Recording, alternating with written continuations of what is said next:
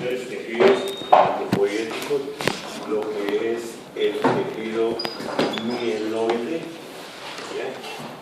El tejido sanguíneo y el tejido linfóide.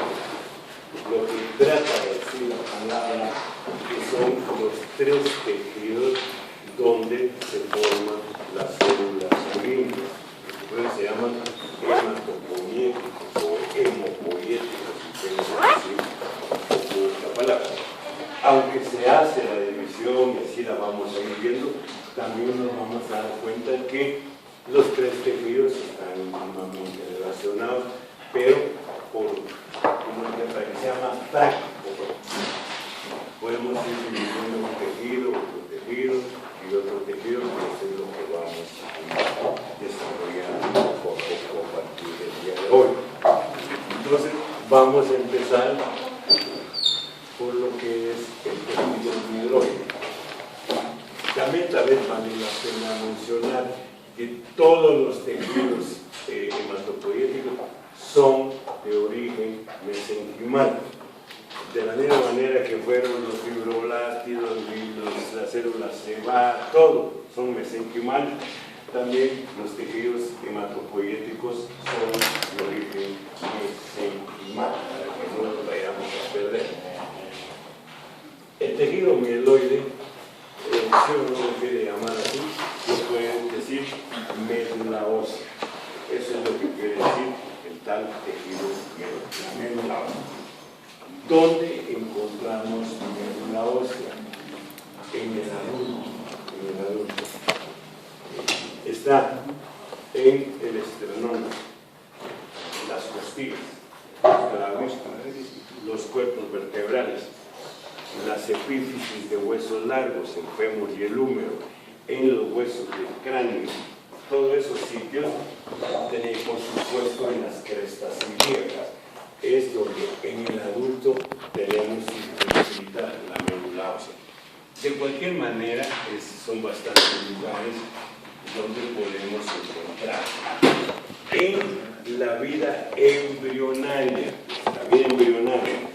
por lo menos hasta el tercer mes, ya serían como unas 15 semanas, la función de producir células sanguíneas le corresponde al hígado y al vaso. Fíjense, en la vida embrionaria, por lo menos en los 3 meses, la función de producir células sanguíneas le corresponde al hígado y al vaso. A partir de ese tiempo dejan de producir y las células sanguíneas se empiezan a producir en lo que es la médula ósea. En el momento de nacer, la producción de células sanguíneas está circunscrita a la médula ósea. Sin embargo, en algún caso de emergencia, por ejemplo, una anemia hemolítica, este es un tipo de anemia que lo que hace es romper glóbulos rojos, pero a una velocidad muy grande, entonces la médula no se da abasto, produciendo tanto el hígado como el vaso pueden recuperar su capacidad hematopoética. Sí, me están entendiendo. Eso solo sucede en casos de una alarma, pues que se está destruyendo las células a una velocidad con la que no podemos competir. Entonces también el hígado y el vaso recuperan su capacidad hematopoética. Si no nos sucede nada, está circunscrito a la médula ósea en los sitios que le mencioné. Si estamos claros, nos vamos entendiendo bien dónde encontramos y dónde está. Bueno, la médula ósea, en cualquiera de los huesos, está dividida en 2 partes. Lo que se llama la médula amarilla. La médula amarilla no es real, pero pongamos que la mitad es de médula amarilla y la otra mitad es la médula roja. Si uno tiene una biopsia de médula, o sea, biopsió el hueso, uno puede ver las 2 variedades. Se ve la parte amarilla y la parte roja. No hay que perderse. La parte roja es su color por la cantidad de glóbulos rojos que tiene. Pero también ahí están los glóbulos blancos y también las plaquetas. En esa médula roja están todos estos. La médula amarilla es la parte que tiene de grasa, por eso tiene ese color. O sea, la médula amarilla es esencialmente células que almacenan grasa. Como todo órgano, la médula tiene un estroma. Lo que quiere decir esto es que hay una estructura que es lo que le da sostén. Eso para cualquier órgano. Todo el mundo habla del parénquima, que es donde están las células, y el estroma, lo que hace que esas células permanezcan ahí. Igual acá, en lo que es la médula ósea, hay unas células o estructuras que conforman el estroma que le van a dar sostén. ¿Sí me están siguiendo? Bueno, ¿qué es lo que conforma el estroma de la médula ósea? ¿Qué es lo que hay en el estroma para favorecernos a que se cree, digamos, una estructura o un esqueleto donde las células sanguíneas puedan deambular? ¿Vamos bien? Empecemos. Hay los fibroblastos. Estas son las responsables de la formación de fibras de colágeno. Ya solo eso nos va dando la idea de que va a haber más o menos una estructura sólida. Estos van a producir colágeno. Dejémoslo acá.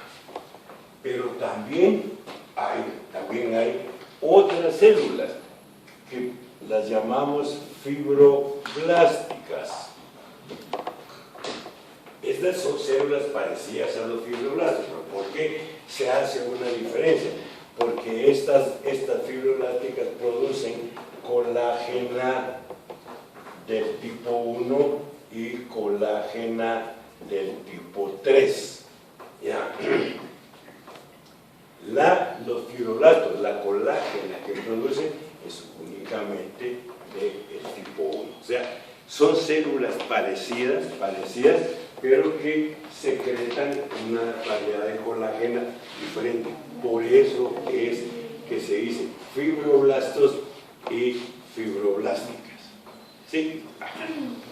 Si recordamos la tal colágena tipo 3, ¿dónde la encontramos? Reticular. O sea, asumimos que esta célula produce un poquito de fibra reticular. Hasta ahí. Pero en el estroma de la médula existen unas células que las identificamos como células reticulares. El único lugar donde hay este tipo de células es aquí en la médula ósea. ¿Sí está claro? ¿Qué es lo que van a formar las células reticulares? Pues fibras reticulares. O sea, hay una célula específica para que produzca fibras reticulares. Esos no existen en otra parte del organismo.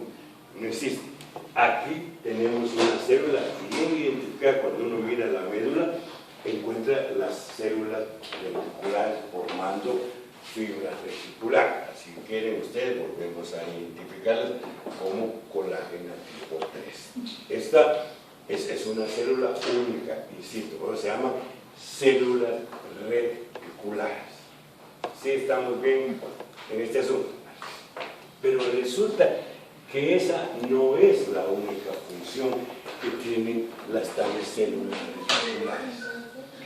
Sí, esa célula reticular hace una diferenciación más, o sea, logra ir más allá de célula reticular, en que se transforma en lo que se llaman células almacenadoras de grasa.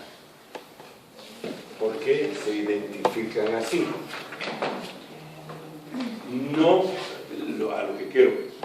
Células almacenan grasa, igual que cualquier otra almacena grasa. pero no se les llama adipocitos. Fíjense, se sigue usando el término célula almacenadora de grasa. No son adipocitos.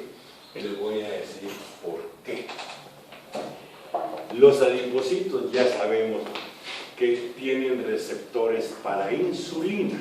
Eso es básico, receptores para insulina. Y también receptores para adrenalina y noradrenalina. Eso ya lo vimos, ¿no? Igual para los estrógenos. ¿Sí? Estas células de la médula no responden a esas hormonas, responden a otra hormona que es el cortisol. De tal manera que asumimos que son células diferentes. O sea, ¿almacenan grasa? Sí, almacenan grasa, pero no se les puede llamar adipocitos. Por eso permanecimos con el nombre de células almacenadoras de grasa. Estas células es lo que le da el color a la médula amarilla. Por eso se mira amarilla. ¿De dónde salieron las células almacenadoras de grasa? De las células reticulares. Sí, estamos claros en este asunto. De ahí, entonces, o sea, tiene un diferente origen. Los adipocitos son una célula mesenquimal que se vino acá. Esta es una célula también mesenquimal, pero que tuvo una progenie o un progenitor diferente. Por eso también se insiste en que no son adipocitos aminoácidos. Si tenemos más o menos dividida así la médula, hay posibilidad de que en algún momento esta médula roja avance su frontera, por decirles, en el mismo caso que les mencioné de la anemia hemolítica.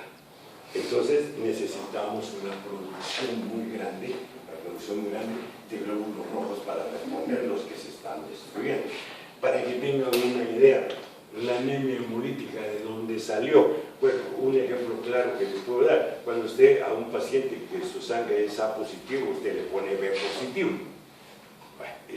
Por algún error, usted cambió la sangre y entonces le metió otro tipo que no es compatible. ¿Qué es lo que van a hacer? Destruirse los glóbulos entre ellos.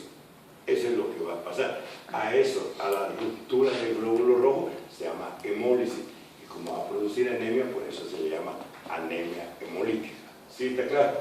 Eso lo vamos a ver más adelante en este mismo capítulo de los tejidos hematopoéticos. Bien, entonces, la médula empieza a producir una cantidad de glóbulos rojos para reponer los que se están destruyendo. ¿Sí? ¿Vamos bien? Vale. ¿Por qué insisto en esto?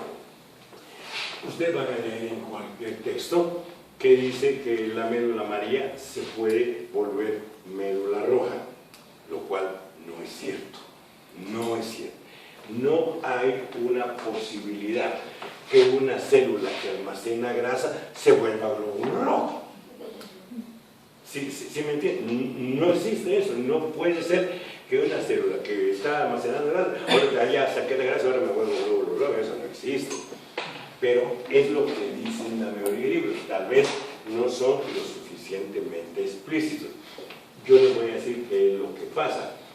Conforme aumenta la necesidad de glóbulos rojos, las células almacenadoras de grasa sacan la grasa. Entonces sí, si tenemos una célula grasa que ahora sacó todo su contenido de lípido, ¿qué va a pasar con esta célula? Pues que se va a achatar, se va a juntar, y entonces esta célula pues, probablemente adquiera esta imagen. ¿Sí me están entendiendo? O sea, al vaciar su contenido, pues la membrana celular se va a ir tratando de juntar con la otra. Eso es lo que le crea un espacio a la médula roja. Entonces, la médula roja se puede expandir. ¿Sí me entienden? ¿O no? Sí. Están a mitad. Aquí están las gordas llenas de grasa. Ahora las sacaron. Entonces, se hicieron más aplanar. Eso le permitió a la médula ósea roja ocupar ocupar el espacio que antes ocupaba la médula amarilla. ¿Sí me entienden o no? Eso es lo que realmente sucedió. No que la médula amarilla se transformó en médula roja. Eso no puede pasar, pero entiendo que en algunos textos van a encontrar eso. La médula amarilla se puede volver roja. El espacio que ocupaba la médula amarilla puede ser llenado por médula roja, eso sí, pero no que una célula de acá se vaya a volver, como tampoco existe la posibilidad que un glóbulo rojo se vaya a volver una célula almacenadora de grasa, en el caso contrario. Esto, esa expansión de la médula, pues también se puede lograr con en otras situaciones. Por ejemplo, cuando subimos al volcán, esto obviamente conforme vamos ascendiendo, pues ¿qué va a pasar? Hay menos oxígeno disponible, ¿sí o no? Sí. ¿No han subido el volcán? ¿No han subido el volcán? No lo suban, es lo más absurdo que uno puede hacer en un volcán. Pero usted empieza a subirlo a las 8 de la noche y está en el cráter a las 3 de la mañana, muerto. Solo descansa, no mira nada porque está oscuro. A las 5 de la mañana sale el sol y todos miran el cráter, qué lindo es la salida del sol, y hay que volver a bajar. Que se aquí un tubo subiendo el volcán, pero en fin. El punto es este, que conforme vamos ascendiendo hay menos oxígeno. ¿Sí está claro? ¿Cómo reacciona el organismo? Esto es para cualquier ocasión. Siempre que algo escasea, el organismo produce más células. Si lo que está escaseando es el oxígeno, la médula produce más glóbulos rojos. La idea es esta. Si hay poco oxígeno, digamos que teníamos 10 glóbulos rojos, pero hay poco oxígeno, pues cada vez va la posibilidad de que esos 10 agarren el oxígeno está bastante reducida. Pero si hay 100 glóbulos rojos, cada uno va a agarrar un poquito. Entonces hay una expansión de la médula, eso se le llama policitemia, en que aumentó el número de glóbulos rojos. ¿Qué fue lo que sucedió? Que inmediatamente las células grasas sacaron la grasa para permitir que acumulemos más glóbulos rojos. ¿Sí me explico? Esa es otra posibilidad, no solo la anemia hemolítica, sino que también en algo más rutinario, pues podemos tener una expansión. Entonces, quiero que les quede claro que no es una transformación de amarilla a roja o de roja a amarilla, porque las células están en diferentes linajes de aparecimiento como para transformarse una en glóbulo rojo en células. ¿Sí estamos claros? Esto en cuanto a las almacenadoras de grasa. Pero tal vez lo más importante que hay en el estroma es la vascularización.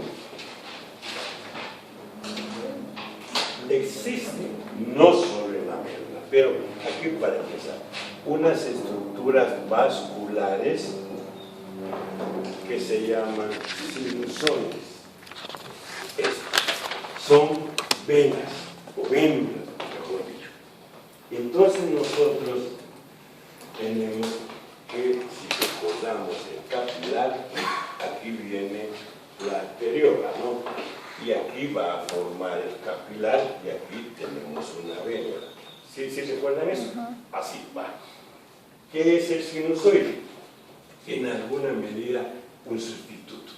El sinusoide es una estructura vascular de forma más o menos sacular, que así lo veríamos. ¿Esto dónde está?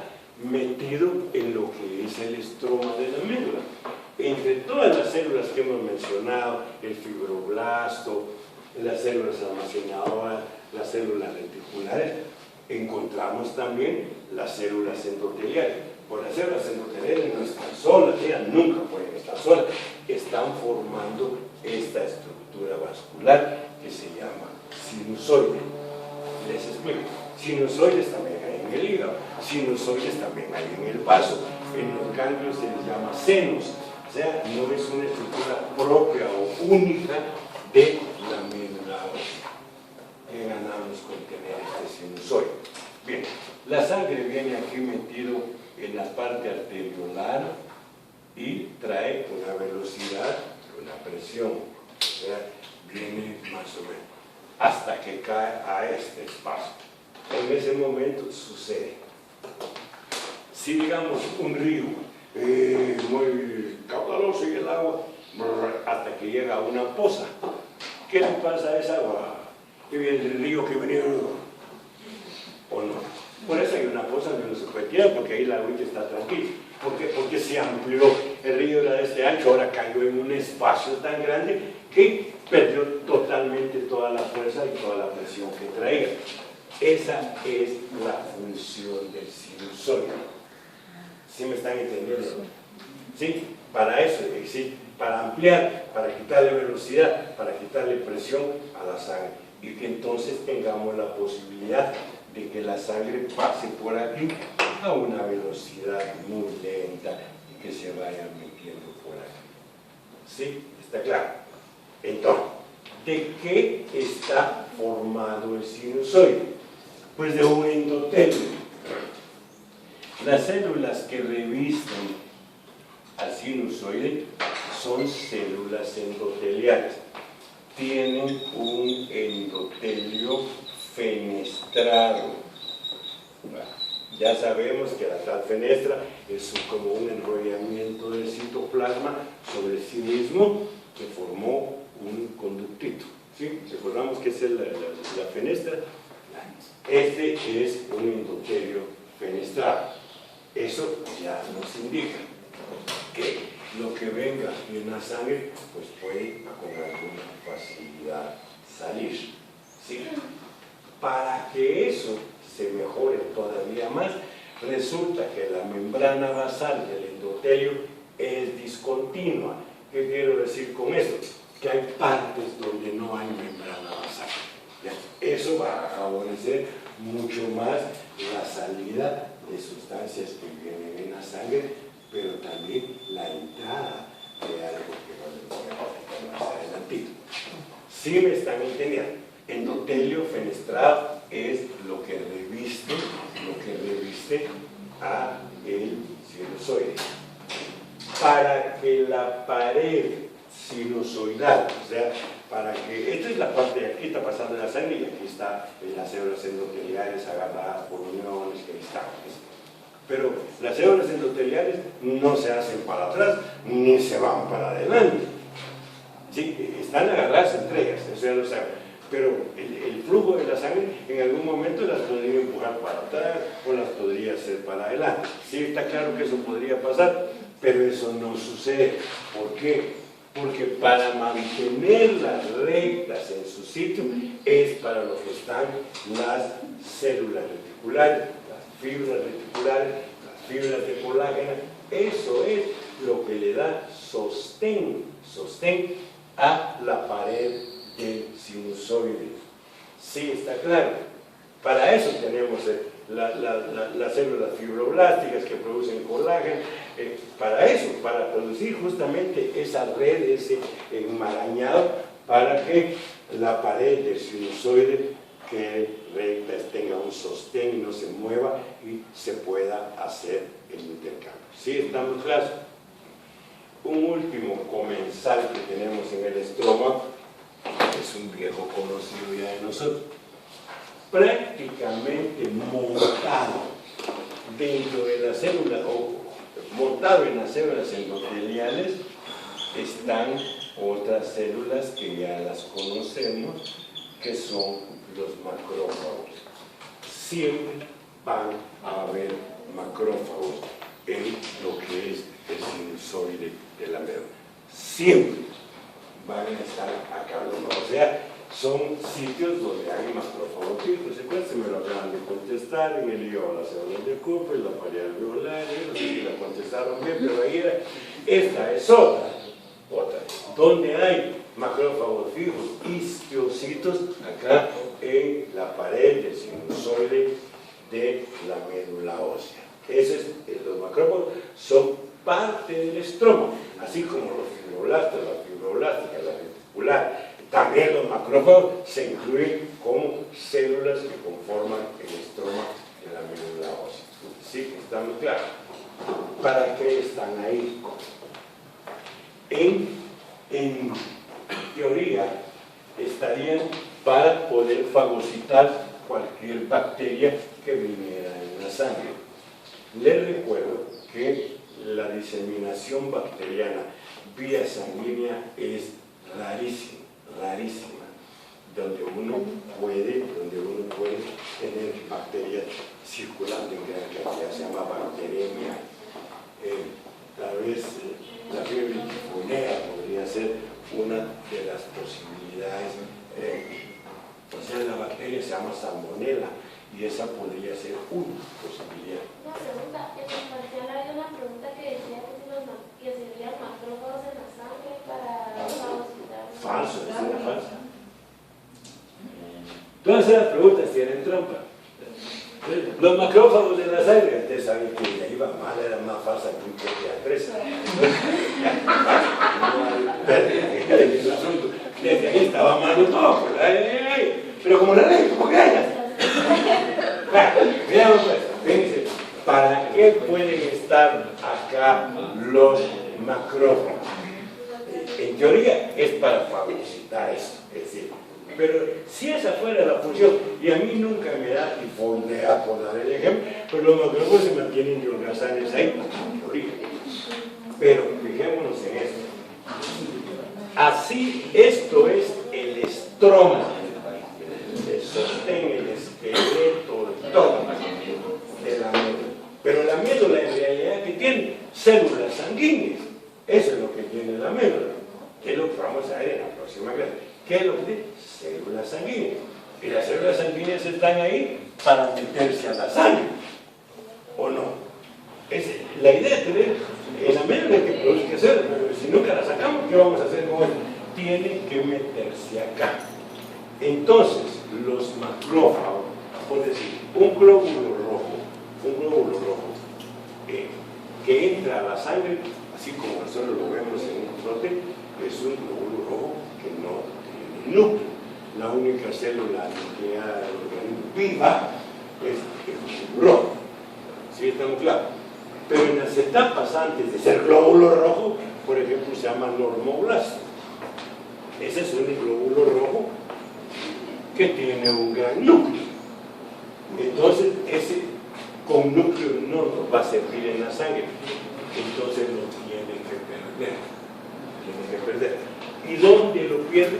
Pues cuando se está tratando de meter por la fenestra a través de las células endoteliales del sinusoide, donde se está tratando de meter, pierde el núcleo.